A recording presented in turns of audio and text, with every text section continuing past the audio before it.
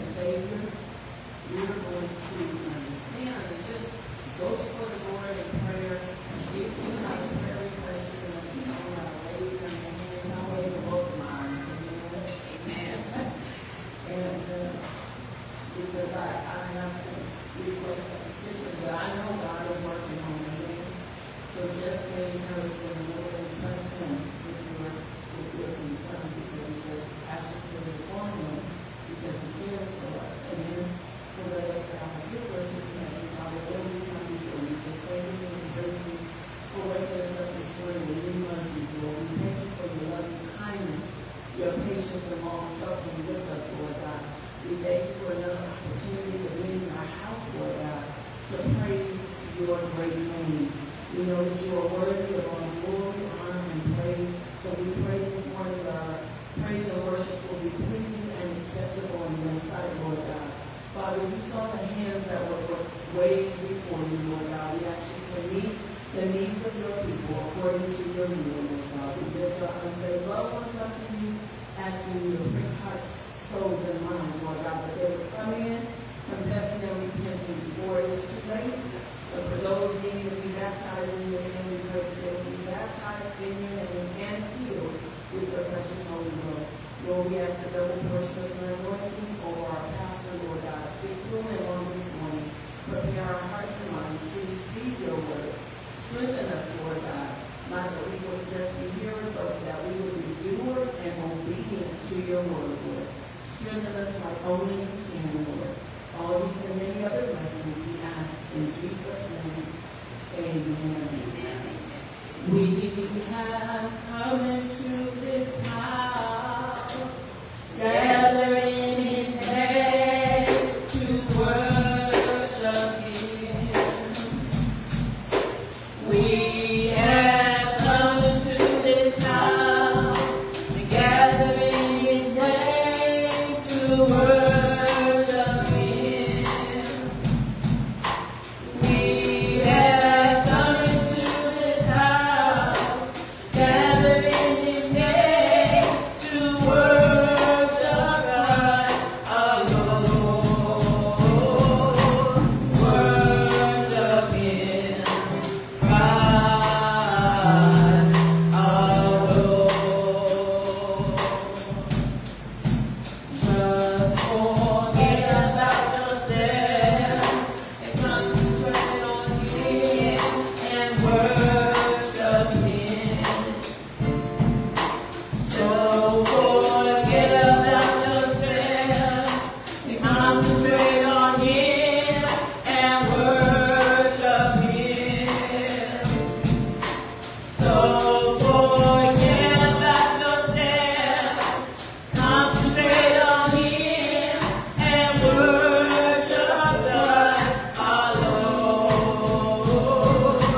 Worship Him, Christ our Lord.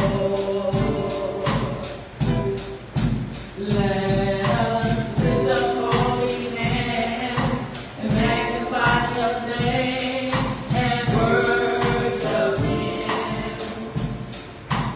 Let us lift up holy hands and magnify His name and worship Him.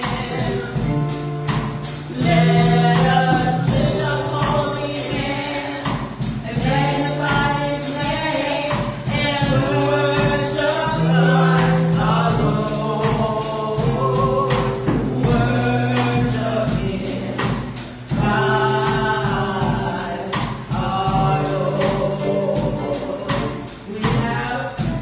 We have come into His house, gathered in His name to worship Him. We have come into His house, gathered in His name to worship Him. We have come into His house, gathered in His name to worship Christ our Lord. Worship Him, Christ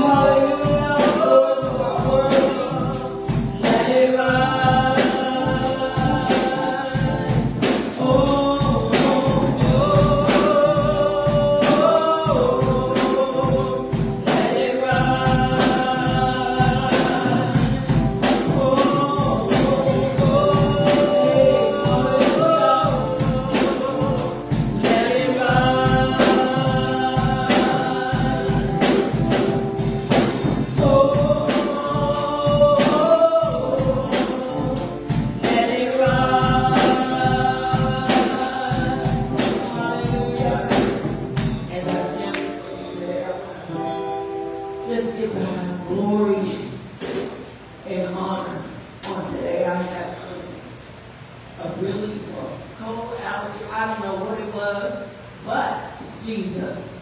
Hey. He healed my body, and I am grateful. Grateful to the Lord for his healing virtue.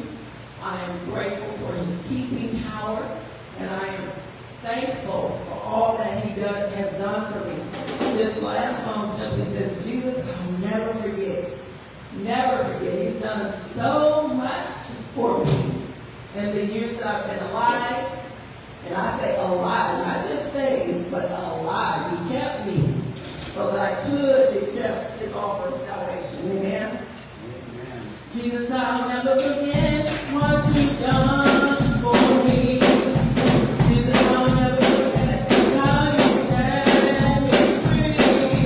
Jesus, I'll never forget how you brought me out. Jesus, I'll never forget, no never. Jesus, I'll never forget what you've done for me. Jesus, I'll never forget how you set me free. Jesus, I'll never forget how you brought me out. Jesus, I'll never forget, no never. How can I forget what you've done for me? How can I forget how you set me free? How can I forget how you brought me out? How can I forget? No, never. How can I forget what you've done for me? How can I forget how you set me free? How can I forget how you brought me out? How can I forget? No, never. You've done so much for me that I cannot tell it all. I cannot tell it all. I cannot tell it all. You've done so much for me that I cannot tell it all. For you took all my sins away. Done so much for me that I cannot tell it all. I cannot tell it all. I cannot tell it all. You've done so much for me that I cannot tell it all. For you took all my sins away. Jesus, I'll never forget what you've done for me. Jesus, I'll never forget how you set me free. Jesus, I'll never forget how you brought me out. Jesus, I'll never forget, no, never. I won't forget.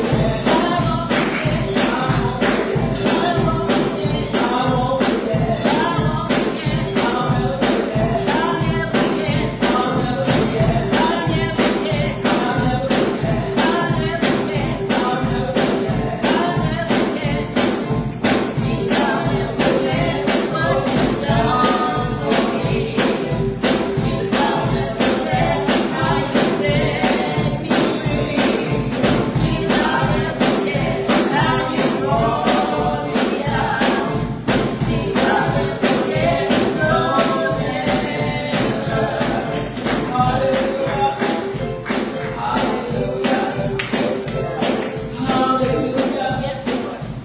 You know, as humans, we have a tendency to forget. But stay cognizant, stay mindful of all that the Lord has brought you out of all that he has taken you through, of the promises that he has made, how he saved your soul. Hallelujah. We owe him our lives. Hallelujah. So continue to pray for new beginnings. Continue to pray for our pastor. And we're going to have him to come and deliver us of the word on this morning. Let us say amen as he comes. Amen. Amen.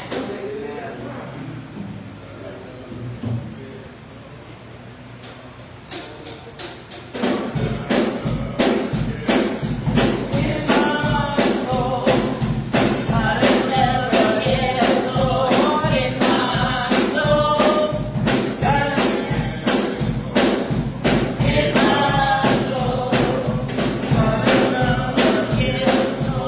In my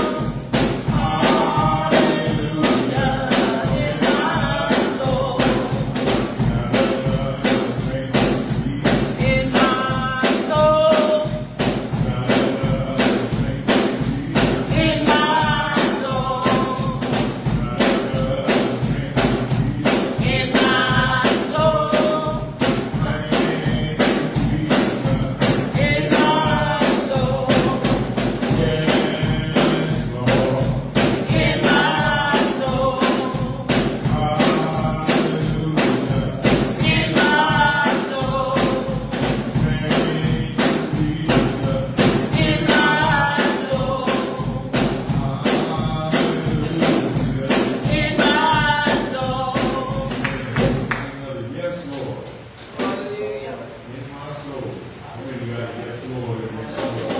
Hey, hallelujah. Yes. Amen. Yes, Lord. Thank you, Lord. Down in my soul. We thank God, amen, for another day. Thank God for each and every one of you that present with us this morning, that we're in person or via Facebook Live, YouTube. We thank you. Pray that the Lord will continue to bless your faithfulness to Him. Amen. For we know that He is not unrighteous to forget your labor of love, our labor of love. Amen. So somebody said, be waiting on God. Just keep waiting. Amen. He has not forgotten you. God has not forgotten us. No. Amen. He knows the plans that He has for us. He knows the purpose that He has for us. He has not forgotten us. Sometimes it's just a matter of Him waiting till we remove self out of the way. I don't know. I can't speak for Him. I can't speak for Him. Amen. We have to learn to trust God.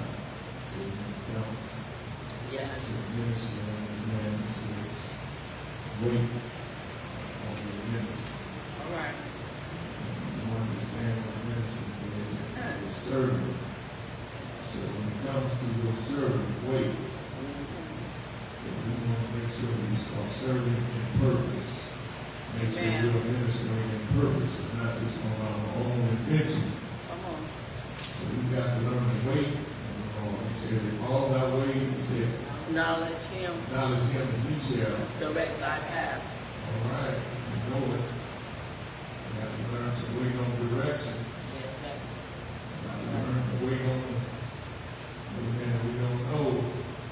Man, the movie said he just think he know. We don't know the direction we got to go sometimes until the Lord reveals it. And so there it is. But today we thank God once again for another day that He has made. Amen. All the saints to say He woke us up this morning, started us on our way. Said He didn't have to do it, but He did. And He gave us a reasonable portion of health and strength. Clothed us in our right mind. Amen. And give us a desire to run on and see what the end is going to be. So we thank God this morning. We are in the 5th chapter of the book of Romans. Very familiar passage of Scripture. 5th chapter of the book of Romans. We're going to just try to remind the saints of what the Word says and remind the saints of our position in God, how and where we stand in God. Paul said to teach the same thing unto you is not grievous, but is safe. Amen. It's safe to teach and preach, to remind people of God, amen, the Word of God. All right. Because sometimes challenges can be overwhelming. If you're not careful, the enemy will make you forget where you stand in God. Amen. And you think you're out here by yourself. But how many know we're not out here by ourselves? Amen. Amen. Did I say the 5th chapter? Yes. Verses 1 and 2. And on the worksheet and on the screen, if you're able to view it, it's King James. King James is my custom, but you follow in your translation, and I'm sure we'll get there together. It may read a little different, but I'm sure we'll get an understanding. Romans, the 5th chapter, the first verse says, therefore, being justified by faith, we have peace with God through our Lord Jesus Christ. Verse 2, by whom also we have access by faith into this grace wherein we stand, and rejoice in hope of the glory of God. Our focus this morning, and then may the Lord add a blessing to the readers, hearers, and doers of His word. Amen. Our focus this morning comes from the first verse. And it's the portion of Scripture that says being justified by faith. Being justified by faith. And that word justified suggests to us this morning to regard as just, innocent, righteous, free, lawful, cleansed, clean or cleansed, justified. Because God had to justify us. He had to regard us as just, innocent, or righteous. And that, amen, is attained or required or applied to you and I, Scripture says, by faith. Right. Justified, so being justified by faith. And faith suggests obedience, belief, trust, yielded unto God, persuaded of God, confidence in God, conviction, and assurance, expectation and hope, all in God. Amen. And so Paul, the language Paul speaks in verse 1, he says, therefore, being justified by faith, would suggest and would remind the saints in Rome, amen, the position that they stand. Being justified, amen, is a past tense. Being justified suggests being justified suggests to the saints that this is our regard of God now as members of the body. You got to hear what the Spirit says to the church. Paul here is writing to the saints in Rome. He's writing to the saints in Rome. And he's reminding the saints in Rome of how and where we as saints stand in God. And we as saints, amen, being justified or now being members of the body of Christ. Amen. He said, have peace with God through our Lord Jesus Christ. And that word peace there suggests harmony or fellowship. We are no longer enmity to God. We are no longer enemy or hostile to God. This is why he says being justified. In other words, amen, on our conversion, or being converted, amen, into the faith and being converted into the body of Christ, then now we stand at peace or in harmony or in fellowship with God in Jesus Christ. And he goes on in the second verse and says, by whom also we have access by this same faith. He said, into the grace wherein we stand. He said, and we rejoice in hope of the glory of God.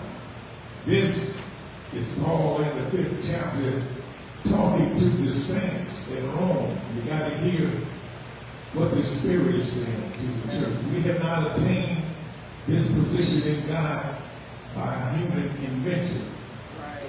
We have not attained this favor. We do not stand in this favor and this grace of God by human ingenuity. Amen. But it's by the fact that we believe God.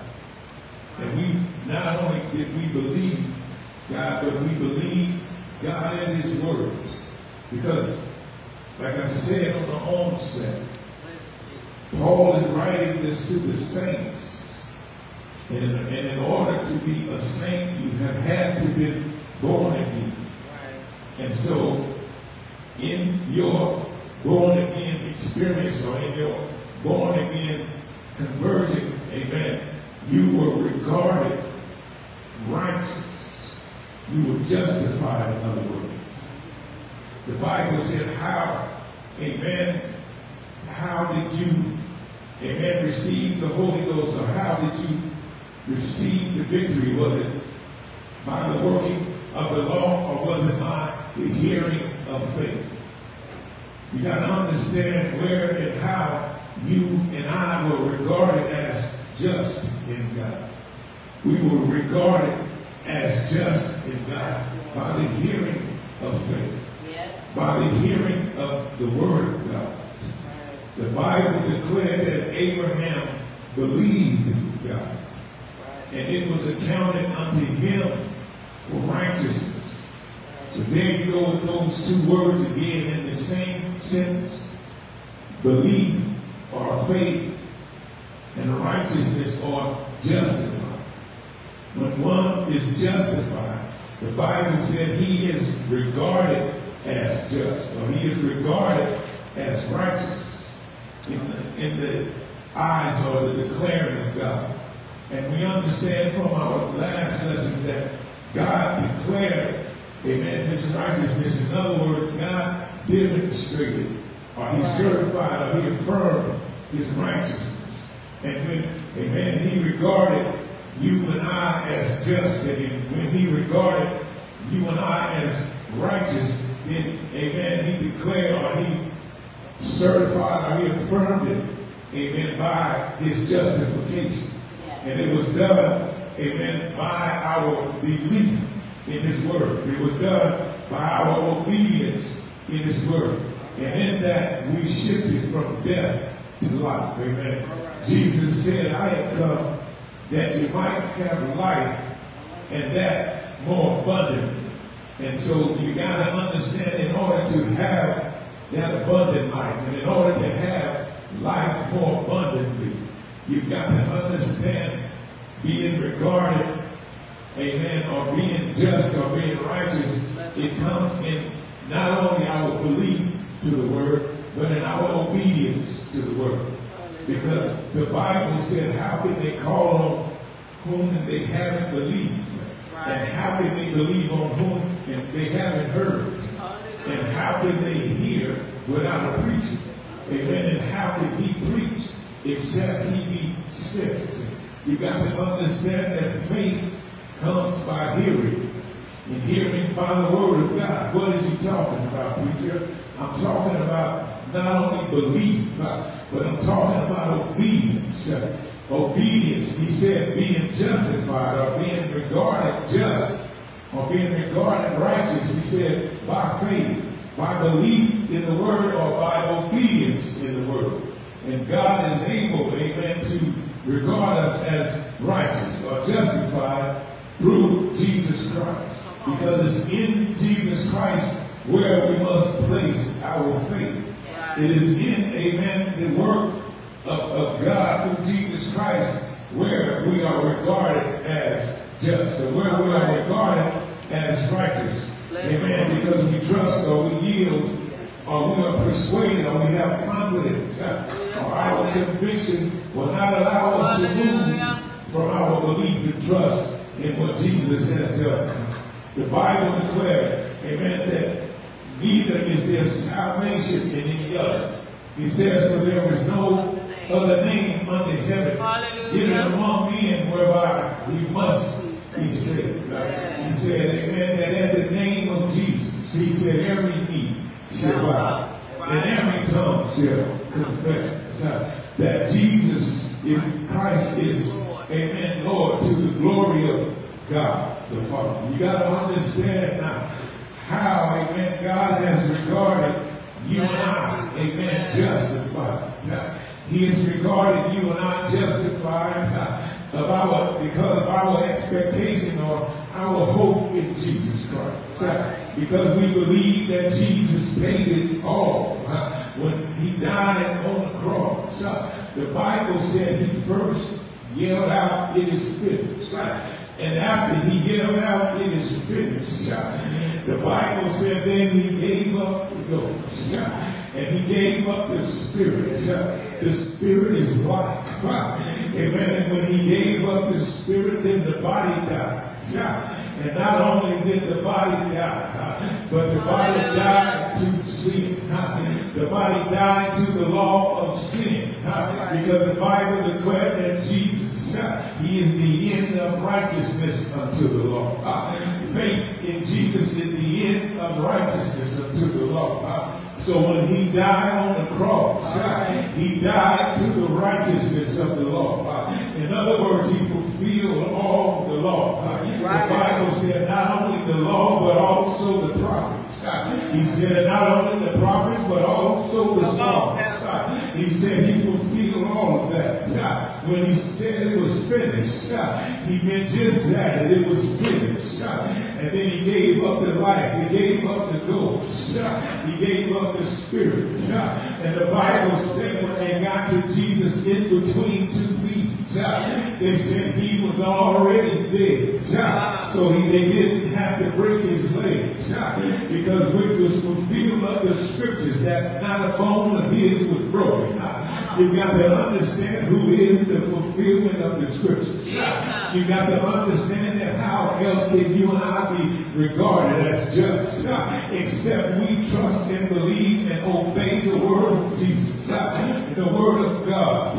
And it said when they got to Jesus, he was already dead because he had sent up the life. He had sent up the spirit. The Bible said he had already gave up the ghost. And so what they did was just pierce him in his side. And once they pierced him in his side, this is still him fulfilling the scriptures. Because the Bible said out of his side came blood. He said not blood only, but blood and water. And so the Bible declared that there are three that bear record on earth. There are three that bear record on earth. And these three agree in one. And these three are agreed or embodied in one. That was the spirit, the blood, and the water. And they were all embodied in Jesus. And so once they pierced his side, that was another fulfillment of scriptures. This is how and this is why you and I are regarded as righteous. You and I are regarded as lawful. And you and I are regarded as innocent. It's by your faith. It's by your belief in Jesus Christ. It's by, again, your confidence in Jesus Christ. Not by human ingenuity. Take your thinking cap off on. Take the thinking cap off and put on your cap of obedience. Put on your cap, amen, of faith. And just walk, amen, in the righteousness of God, which is faith in Jesus Christ. Trust in the Lord. Believe in the Lord. Amen. I can hear Isaiah 32 and 17 says it like this. And the work of righteousness shall be peace, and the effect of righteousness, quietness and assurance forever. Look at God. I'm going to read it again. He said, and the work of righteousness shall be peace.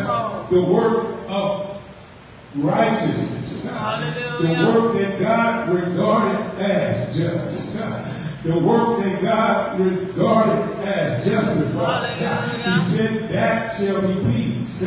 He said, and the effect of it, of righteousness is quietness. Amen. It's quietness. This is why Paul said it in our focus verse. He said we have peace with God through our Lord Jesus Christ. Peace is quietness. You got to hear what the Spirit is saying. Peace is quietness in your mind. Peace is quietness in your being. He said, look at the works of righteousness. He said, look at the works of being regarded as justified. He said, it's peace. It's quietness within yourself. I wish I had somebody that would understand what God is doing. God is bringing peace and quietness in your life between you and Him. But sometimes we do it the most. Sometimes we do, amen, too much. And we keep up confusion. And we keep up hostility.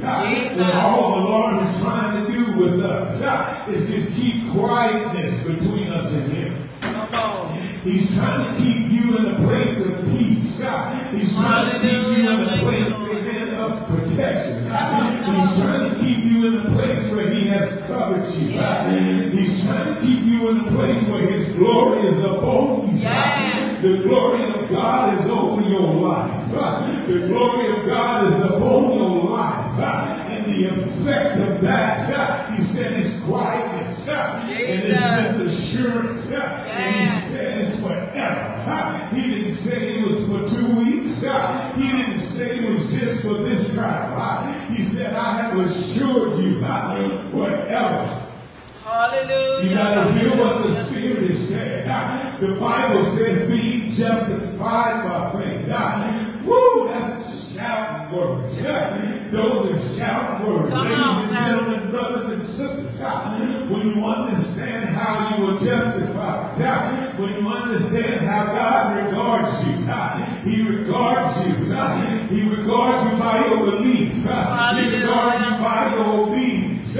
And when your belief and your obedience is in Him, then there is an assurance over your life. There's a quietness in your life. Amen. There's a protection in your life. And He has declared or demonstrated this forever. You got to hear what the Spirit is saying. Back in the New Testament now, back to the church. Because the church has the same promises. We've got to understand where we stand in God and where we fit in God. God is not waiting for you to reinvent the wheel. Well, if you don't cut that out. But God is waiting for you to believe in His words. And not only is He waiting for you and I to believe in His words, but He's waiting for you and I to move towards His words. Because the Bible says that being justified is a past tense. And we tell you and I, this is how and why you are members of the body. Because at one time you did believe. And at one time you were converted. And this is how I regarded you just. And this is why I regarded you righteous. But somewhere down the line you have swerved from the faith. Somewhere down the line you have made shipwreck for yourself. Somewhere down the line you have determined that you are in charge of your own righteousness. You are in charge of your own justification. That devil is a lie. Paul began to let the saints know because the saints in Rome were under heavy persecution. And some of them began to give up on the faith. And some of them began to resort back to Judaism. And some of them began to resort back to the law. And some of them began, amen, to try to find themselves upon the rules and regulations just to protect them from the persecution. But don't you understand that when you are out here on faith and when you are walking by the grace of God, you are going to have persecution. Jesus said it. He said in this life, in this world, you're going to have tribulation. He said, but it's in me that your peace peace is established. He said it's in me that quietness will be over your life. He said it's in me that this assurance is forever. Woo, I wish I had people that understand what the kingdom of God is. The kingdom of God is righteousness, is peace, and is joy in the Holy Ghost.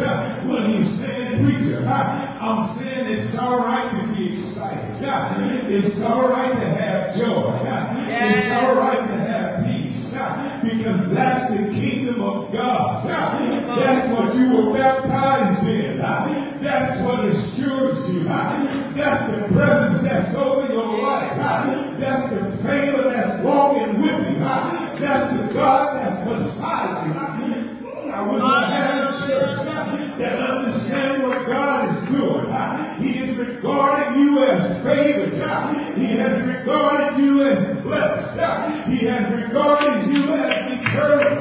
He has regarded you as an overcomer. He has regarded you as victorious. Hallelujah. He has justified you by your faith. Woo, you got to hear what the Spirit is saying. Sometimes it feels like our feet are stuck in the mud because we listen to too many doctrines and we try to find out too many ways to God. But it's only one way to God. And Jesus declared that I am the door. He said, and by me if any man enter in, he said he shall be saved. Now what does it mean to be saved, preacher? Being saved encompasses salvation. And salvation encompasses all things. That means in him you are delivered. In him you are set free. In him you are healed. In him is all that you need. You got to hear what the Spirit is saying. In him you are justified. In him you are righteous. In him God demonstrates his love and mercy over your life. In him he quiets your enemy. In him he assures you forever. Come on. Woo! Come on. Bless the Woo, Lord. I'm preaching anyhow. You're all right. You got to get your foot out of the mud and understand what God is doing and be excited for what he is doing. Woo, because he has declared you and I. He has regarded us just. He has regarded us innocent. He has regarded us righteous.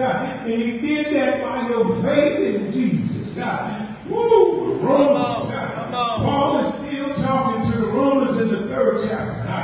Verse 28 and verse 30. In verse 28 he says, therefore, he said, we conclude that a man is justified by faith without the deeds of the law. There it is right there. You got to understand what Paul is trying to tell the church. Since your conversion, since you've been born again, since you've been baptized in Jesus' name, since you've been filled with the Holy Ghost, that faith right there, that you have to obtain the conversion, it's that faith you got to continue in. He said, because we conclude that it's that faith right there. It is not by the deeds of the law, but it's that faith right there that you believe God, that you believe he will save you, that you believe he will heal you, that you believe he will bring you out, that you believe he will set you free. It is that faith we conclude that you are justified. Well, you got to hear what the Spirit said. And not by the deeds of the law, not by the working of rules and regulations. That wasn't it. It was that faith you had. It was that belief you had. It was that obedience you had. It was that same obedience that Abraham had, and God declared it to him for righteousness. What am I talking about, preaching? I'm talking about Bless the Lord. a 90-something-year-old man that had no air in his house, and he praised to God. He asked the Lord, he said, I have in my house. He said, Eliezer, how you say it? He said, he is my heir. And the Lord said, not so. Not so. But the Lord says, I'm going to give you a son. And the son is going to come out of your own bowels. He's going to come from your own bowels, from your own arms. Right. He said, you and Sarah are going to have a child. But you got to understand how God set him up. God kept Sarah's womb barren. And God kept Sarah's womb shut up. A lot of times, God keeps things barren. And a lot of times, God keeps things shut up because there's going to come a time when all the glory goes to God. I can't do it right now because you're subject to take my glory. But if I let you get past the time, if I let that time pass over you, and then I come back and I give you a word of promise, and if you believe that word of promise, then I will appear at the time appointed, according to the time of life, and I will bring forth that which I have promised. God has not forgotten the things that he has promised you, but it's not time. He said, wait on it. It is not time yet. I want all the glory out of this. I'm not going to share my glory. I want you to understand, Abraham, when you get 100 years old, and I want you to understand, Sarah, when you get 90 years old, I want you to understand and see my power and see my presence and see how I'm working in you, and that my words. Come on. And that the word I spoke, the word I spoke to you, it is coming to pass. And Abraham, the Bible said he staggered not at the promise. He staggered not at faith, already being dead. And the Bible said, and the deadness of Sarah's womb. It said, but they had this child, the same child that God promised, the same child that God said that they were going to have. But they had it according to his word. They had it according to his promise. And they had it according to his time. It was not human ingenuity. It was not human intellect. It was not human logic. Ladies and gentlemen, brothers and sisters, put all of that away and stand by faith. Believe God at his word. Understand what he said. I don't care if you're married. I don't care if you're 100 years old. If his word says you're only going to be justified by believing it. You're only going to be justified by obeying it. You got to hear what the Spirit is saying. Yes, Lord. Woo, you're not going to be justified giving God your 2 cents. Well, I think it doesn't matter what you and I think. The only thing matters is what he said. Because he has said heaven and earth will pass. He said, but my word is going to abide forever.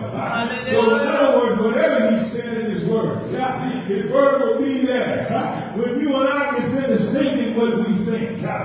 In verse 30, the 3rd chapter of Romans, he says, seeing it is one God which shall justify the circumcision by faith and uncircumcision through faith. You got to hear what the Spirit is saying. He just said it. The Holy Ghost has spoken. He said, seeing that is one God. So you have no other Savior. You have no other salvation. Seeing that is one God. So it's either believe me in my words or you have no other. Woo! You got to hear what the Spirit is saying. He says, seeing that is one God, and he is the justifier. So if you don't believe him, who cares what you think? Seeing that it's one one God. And if you don't believe him, tell that to somebody else.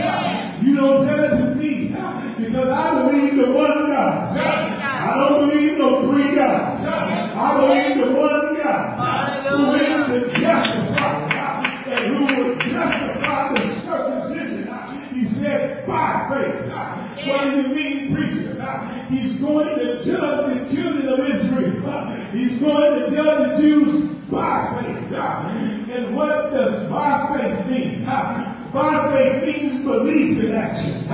He's going to justify them by their belief in action. And he said the uncircumcision. And he said the uncircumcision through faith. What are you saying, preacher? He says he's going to justify the uncircumcision through faith. In other words, by the means of belief. He's going to justify them. The Bible says Abraham, when he received the promise, did he receive the promise in circumcision or uncircumcision? He received it in uncircumcision. And it was counted unto him for circumcision. It was counted unto him by the means of belief. Because he believed God, it was accounted unto him for righteousness while he was yet in uncircumcision. And so his uncircumcision was counted for circumcision. Oh, you got to hear what the Spirit is saying. Make a long story short, just believe God and his word. Stop being too cute for your own good. Just believe God and his word. Stop being so deep for your own good. Just believe him and his word. Give me 5 minutes and we out of here. In the 4th chapter of the book of Romans, verses 21 and 22, it says, and being fully persuaded that what he had promised, he was able also to perform. And verse 22 says, and therefore it was imputed to him for righteousness. There it is again. All right. He said, therefore, he said, and being fully persuaded, or being fully convinced that what he had promised, that what he said, that what his word said, he was also able to perform or to accomplish. Ladies and gentlemen, brothers and sisters, you've got to hear what the Spirit said to the church. When you hear the word of God, you've got to be convinced. You've got to be persuaded that what the word said, God is able to accomplish it. The Bible said, he that has began a good work in you, it is he that will perform it or complete it unto the day of Jesus Christ. When you hear the words, you've got to be persuaded or convinced that he is able to perform it or accomplish it in your life. You being a member of the body, you being in Christ, understanding where we are with that. We are covered by the grace of God. I wish I could get you to understand. Then your joy would rise. Then your peace would rise. Too many times we worry about the wrong stuff. What are you talking about? We worry about this or that when there is no need to worry about it. He said you have an assurance. You have an assurance that the works of righteousness is peace. Because that's the kingdom of God. He said righteousness, peace, joy in the Holy Ghost. I wish I could make you understand. And he said the effect of righteousness, he said it is quietness. It is an assurance forever. This is God over your life. Because you are in his kingdom. You got to hear what the Spirit is saying to the church. You got to know where you are. You got to know who you are and why that. It is not because of you and I. It is because where God has regarded us in Jesus. It's because where God has placed us in Jesus. We have this covenant. We have this assurance. He said it is the effect of God's righteousness. And it acquired the blessing. And it'll cover you forever. You got to hear what the Spirit said. He said you've got to be persuaded and convinced that he can accomplish it. 22 says, and therefore it was imputed to him for righteousness or justification. So therefore it was regarded or counted unto him for righteousness. 3 and 6, we've already done it. Amen. You got to hear what the Spirit said to the church. You got the worksheet, you can take it. We're going to leave it there. We're going to leave it there. We're going to leave it right there. All right. You got the worksheet, you can take it. But as it is,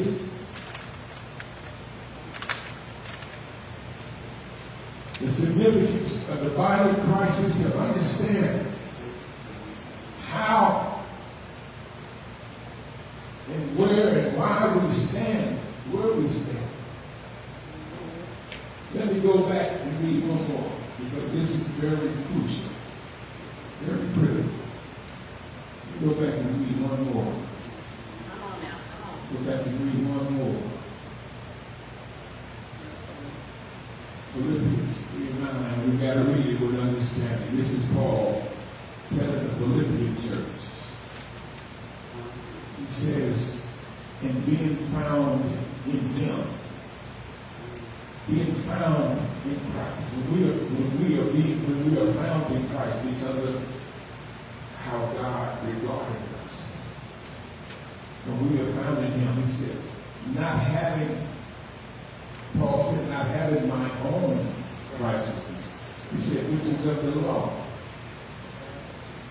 The Bible Paul just shared with the Romans that no flesh is justified by the deeds of the law. It's not where your righteousness comes in.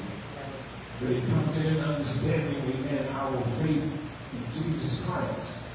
He said, and we found in him, he said, not having my own righteousness. Stop trying to have your own righteousness. He said, which is of the law, which is by rules and regulations you trying to impose on folk. You can't do it. You can't make your own righteousness. The only way you and I are regarded as righteous or justified, he said, is our faith, our believing in Jesus. And you got to understand what that is. That is the death, burial, and the resurrection. Paul said that is the power of God unto salvation.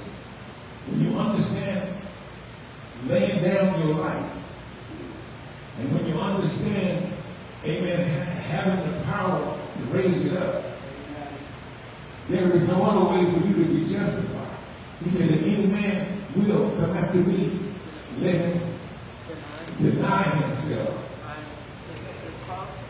Take up his cross and follow me. You got to understand what the power of God is. The power of God is losing your life so you can find it. The power of God is not trying to save your life. He said, because then you're going to lose it.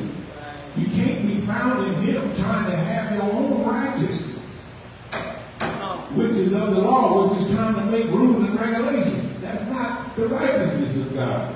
The righteousness of God is losing your life in Jesus and allowing God to raise you back up in him in faith. That's the righteousness of God. That's the power of God unto salvation.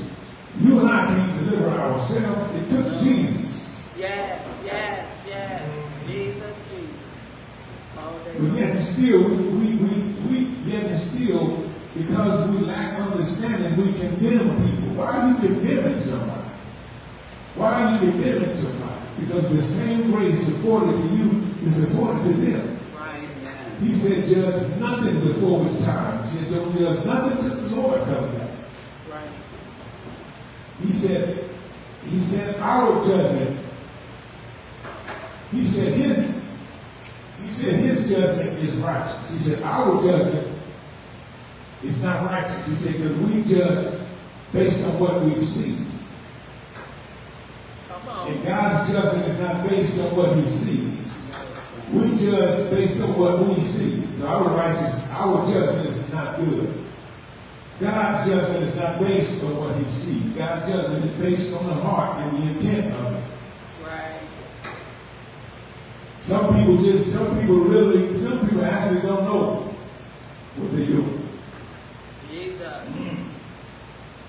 What are you talking about, preacher? I'm talking about the suffering Savior. When he was on the cross, he said, Father, forgive them, for they know not what they do.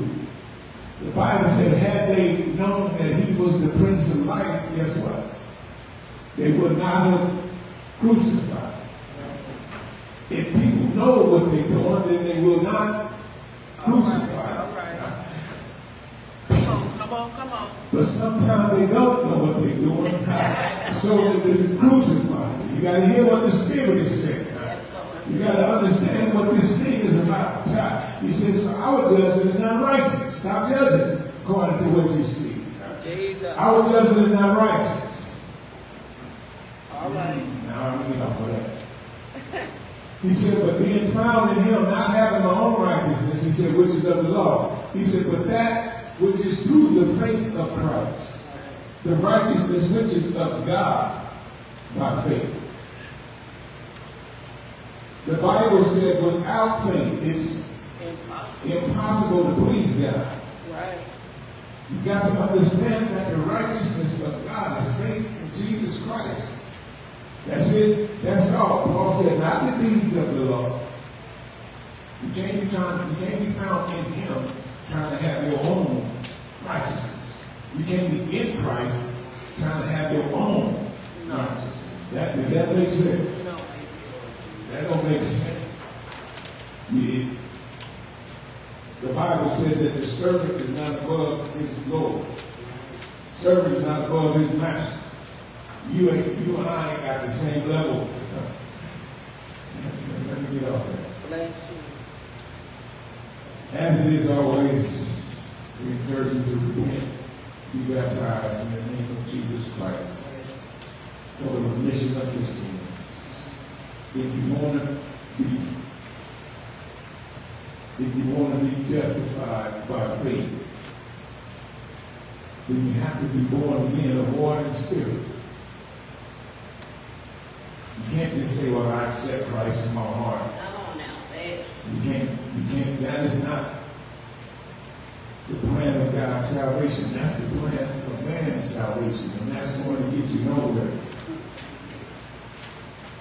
Because in order to be justified, it has to be by faith in Jesus Christ.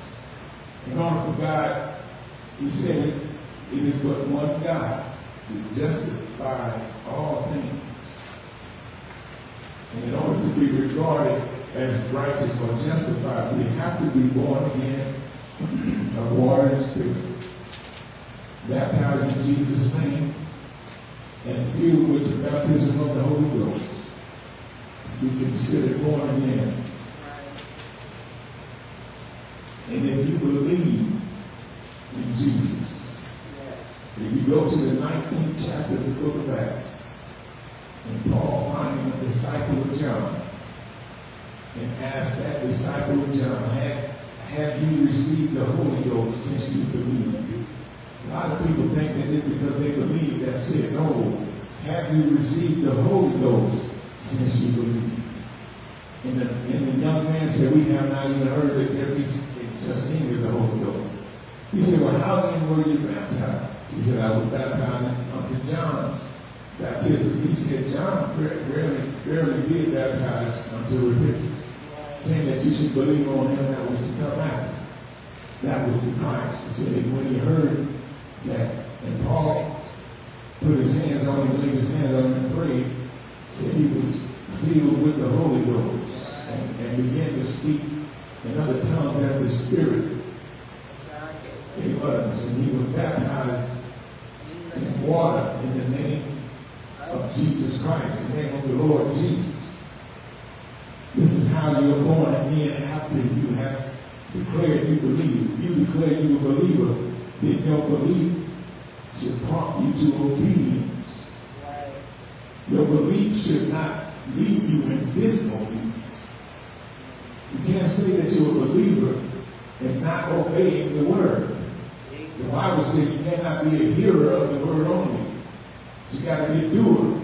He said just the hearer of the word, he said you're deceiving yourself. So once you declare you're a believer, then your belief should prompt your faith.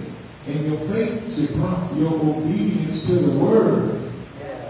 And you should do what the word says do. Other than that, you are falling short.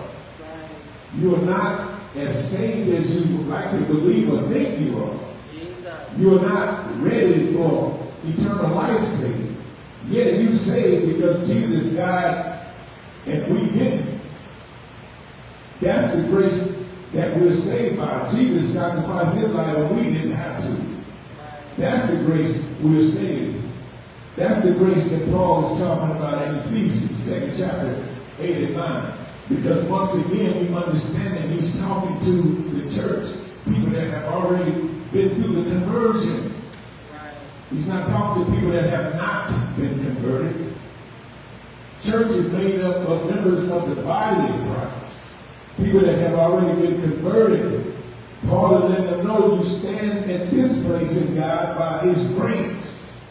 Jesus died in our place. You got to understand, we don't have time to deal with that now. But you got to understand the church, members of the body of Christ, we have to understand where we stand in God. Stop trying to be found having our own righteousness. You're wasting a whole lot of time just learning to be obedient to the word of God. As it is always, we encourage you to repent and be baptized in the name of Jesus Christ for the remission of your sins. Or if you believe, amen, if you believe the gospel, Mark the writer, Jesus said, and he commissioned, he that believeth and is baptized shall be saved. He that believeth not shall be damned. That's the word. So whether you believe what I say or not is insignificant. You got to hear what I say. And if you heard what I said, then God's word is a witness against you. You don't have to believe me. You can have something all you want against me. That's fine. But if you heard the spoken word, then the word of God is a witness against you. And like you think we're going to be able to tell the Lord when we see him, no. If our names is not written in the Lamb's book of life, he's going to say, depart from me, you workers of iniquity. I never knew you. If I knew you, then your name would be written. But if your name is not written in the book of life, he said, I never knew you. Never. If the Lord put it on your heart, you want to be a blessing to the ministry, you want to give to the ministry. We thank you for your generosity and that what you've done thus far. You can give by New Beginnings Community Church, Livermore, California, or you can Zelle NBC for church at gmail.com. Let us stand, those of us that are here, we give you make preparations for our next service.